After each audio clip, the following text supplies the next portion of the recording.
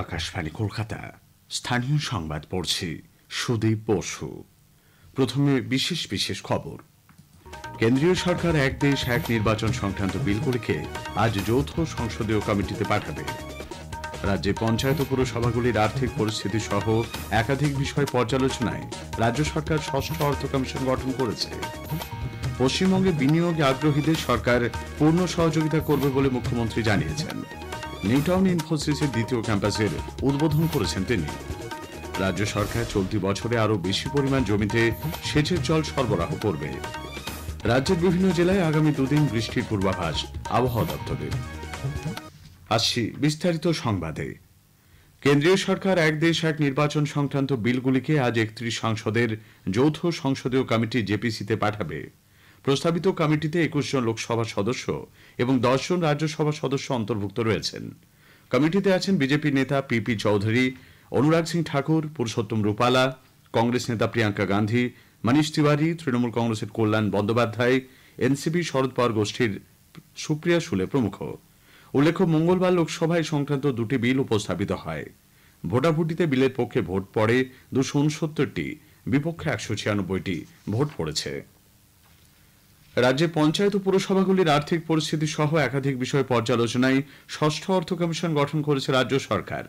প্রাক্তন মুখ্য সচিব হরিকৃষ্ণ দ্বিবেদীর নেতৃত্বে ৫ সদস্যের এই কমিশন আগামী বছরের ১ এপ্রিল থেকে কাজ শুরু করবে। কমিশনের মেয়াদ ৫ বছর। যদিও কাজ শুরু করার ৬ মাসের মধ্যেই ষষ্ঠ অর্থ কমিশন তাদের প্রাথমিক সুপারিশ রাজ্যপালের কাছে জমা দেবে বলে অর্থ দপ্তর থেকে জারি করা বিজ্ঞপ্তিতে জানানো হয়েছে। অর্থ কমিশন রাজ্যের পঞ্চায়েত ও পুরসভাগুলির আর্থিক পরিস্থিতি পর্যালোচনা করবে। পাশাপাশি বিভিন্ন খাতে রাজ্য সরকারের আয়ের কত অংশ এই স্থানীয় সংস্থাগুলি পাবে তাও বিচার করবে কমিশন।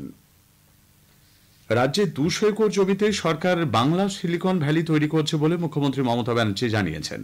গতকাল নিউটাউনের হাতিশালায় ইনফোসিসের দ্বিতীয় ক্যাম্পাসের উদ্বোধন উপলক্ষে ভাষণে মুখ্যমন্ত্রী বলেন, প্রায় ২৭,০০০ কোটি টাকা এখানে লগ্নি হবে। And we have the human talent pool. Now these have made Bengal the most favored IT destination in India. We have set up Bengal Silicon Valley, just a replica of USA.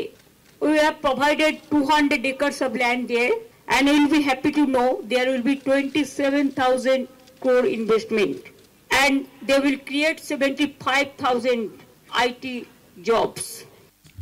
গত ১৩ বছরে একটিও কর্মদিবস নষ্ট হয়নি বলে জানিয়ে মুখ্যমন্ত্রী বলেন, পশ্চিমবঙ্গে কেউ বিনিয়োগ করতে চাইলে সরকার পূর্ণ সহযোগিতা করবে। রাজ্য সরকার কর্মসংস্থানের জন্য নানা নীতি তৈরি করেছে বলেও জানিয়েছেন মুখ্যমন্ত্রী। ফেব্রুয়ারি মাসে বিশ্ববঙ্গ বাণিজ্য সম্মেলনে শিল্পপতি ও বিভিন্ন সংস্থার প্রতিনিধিদের আহ্বান জানিয়েছেন তিনি। উল্লেখ্য, হাতিশালায় ১৭ একর জমির ওপর ইনফোসিসের দ্বিতীয় ক্যাম্পাসটি গড়ে উঠেছে। এখানে কর্মসংস্থান হবে অন্তত ৪,০০০ জনের। রাজ্যে এই প্রকল্প আদৌ বাস্তবায়িত হবে কিনা সেই প্রশ্ন তুলেছেন রাজ্য বিজেপির সভাপতি সুকান্ত মজুমদার।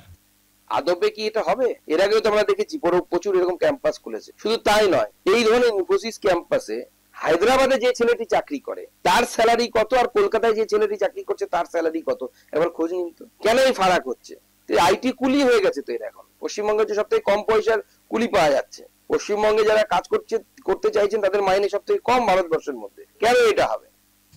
বাংলাদেশ থেকে অবৈধভাবে প্রবেশ করা ব্যক্তিদের জন্য ভুয়ো পাসপোর্ট তৈরির চক্রের সঙ্গে জড়িত থাকার অভিযোগে ধৃত দীপঙ্কর দাসকে ব্যাংশাল আদালত ২৬শে ডিসেম্বর পর্যন্ত পুলিশ হেফাজতে পাঠিয়েছে। এর আগে এই চক্রের আরও ৪ জনকে পাকড়াও করেছিল পুলিশ। তাদের জিজ্ঞাসাবাদ করেই দীপঙ্করের সন্ধান মেলে। ভুয়ো পাসপোর্ট কাণ্ডে রাজ্য সরকারের কড়া সমালোচনা করেছেন প্রাক্তন সাংসদ কংগ্রেসের বর্ষিয়ার নেতা অধীর রঞ্জন চৌধুরী। গতকাল সাংবাদিকদের কাছে তিনি বলেন, পশ্চিমবঙ্গ অপরাধীর স্বর্গরাজ্যে পরিণত হয়েছে। জাল পাসপোর্ট কাণ্ডে গ্রেপ্তারিকে তিনি হিমশৈলের চূড়ামাত্র বলে উল্লেখ করেছেন। পাসপোর্ট জালিয়াতির ঘটনা বর্তমানে অনেক কমেছে বলে দাবি করেছেন তৃণমূল কংগ্রেসের রাজ্য সম্পাদক কুণাল ঘোষ। পাসপোর্ট জালিয়াতির বিষয়টি কেন্দ্রীয় সরকারের দেখা উচিত বলে উল্লেখ করেন তিনি। অসাধু চক্র যুগে যুগে সক্রিয় থাকে। এরম নয় যে হঠাৎ গতকাল মঙ্গল গ্রহ থেকে এসে পশ্চিমবঙ্গে ল্যান্ড করেছে। এটা সারা ভারতবর্ষের বিভিন্ন রাজ্যে থাকে। সিপিএম জমানাতেও ছিল, বিজেপি রাজ্যগুলিতেও আছে। এখন অনেক কম যে দু একজন মিলে এইসব র্যাকেট অন্যায় কাজকর্ম চালায়, পুলিশ কড়া ব্যবস্থা নিচ্ছে। এই পাসপোর্ট বা এই ধরনের এগুলো সব কেন্দ্রীয় সরকারের অনুমোদন। চূড়ান্ত পাসপোর্টটা কেন্দ্রীয় সরকার দেয়, ওটা কিন্তু রাজ্য সরকার দেয় না। কেন্দ্রীয় সরকারের দিকে আঙুল না তুলে রাজ্য সরকারের জালিয়াতি রোধে ব্যবস্থা নেওয়া উচিত বলে বিজেপি সাধারণ সম্পাদক জগন্নাথ চট্টোপাধ্যায় মন্তব্য করেছেন। রাজ্য সরকার বিএসএফ এর দিকে আঙুল দেখানোর আগে রাজ্য পুলিশ কিভাবে ভেরিফিকেশন সার্টিফিকেট দিচ্ছে তার দিকে নজর দিন। এ রাজ্য থেকে, এ রাজ্যের কোনো পাসপোর্ট সেবা কেন্দ্র থেকে যদি ভুয়ো পাসপোর্ট বেরোয় তার পূর্ণ দায়িত্ব রাজ্য সরকারের, রাজ্য পুলিশের, কলকাতা পুলিশের। কারণ পুলিশ ভেরিফিকেশন ছাড়া কোনো নাগরিকের বৈধ পাসপোর্ট ভারত সরকার বা বিদেশ মন্ত্রক ইস্যু করে না। ইন্ডিয়ান মেডিকেল অ্যাসোসিয়েশন আইএমএ রাজ্য শাখা সম্পাদক পদে পুনরায় নির্বাচিত হয়েছেন ডাক্তার শান্তনু সেন। 430টি ভোট পেয়েছেন তিনি। ওই পদের জন্য শান্তনু সেন ছাড়াও দুজন প্রতিদ্বন্দ্বী ছিলেন। ডাক্তার সুকান্ত চক্রবর্তী পেয়েছেন 116টি ভোট এবং অন্য আরেকজন প্রতিদ্বন্দ্বী পেয়েছেন 26টি ভোট। গণনাকে কেন্দ্র করে বিশৃঙ্খল পরিস্থিতি এড়াতে নিয়োগ করা হয় বাউন্সার।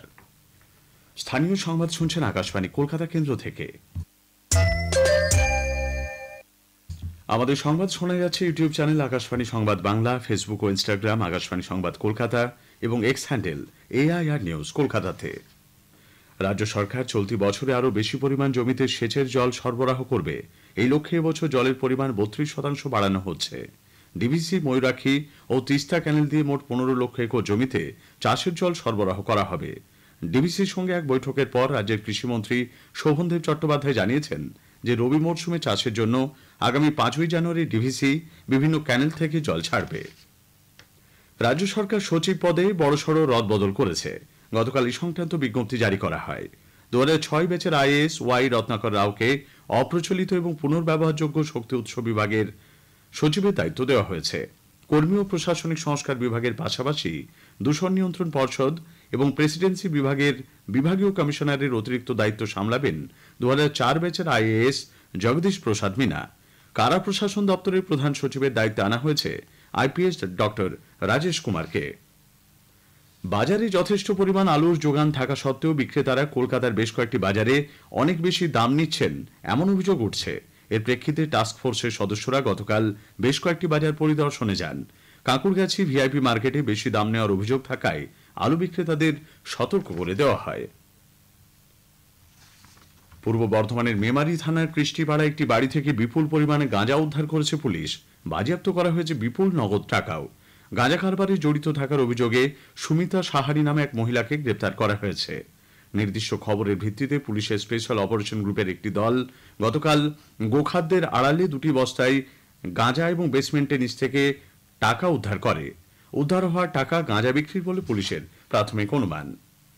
রাজ্য সরকার ঘোষিত সাম্মানিক ও সমকাজী সমবেতনের দাবিতে উত্তর 24 পরগনার স্বরূপনগরে গ্রাম সম্পদ কর্মী ভিআরপিরা গতকাল প্ল্যাকার্ড ফেস্টুন হাতে প্রতিবাদে সামিল হন। তাদের অভিযোগ, দীর্ঘদিন ধরেই সমাজের বিভিন্ন স্তরে গুরুত্বপূর্ণ পরিষেবা দিয়ে আসছেন ভিআরপিরা, কিন্তু রাজ্য সরকার ঘোষিত অতিরিক্ত 750 টাকা ভাতা তারা এখনো পাননি। পাশাপাশি সমবেতনের সুযোগেরও দাবি জানিয়েছেন আন্দোলনকারীরা।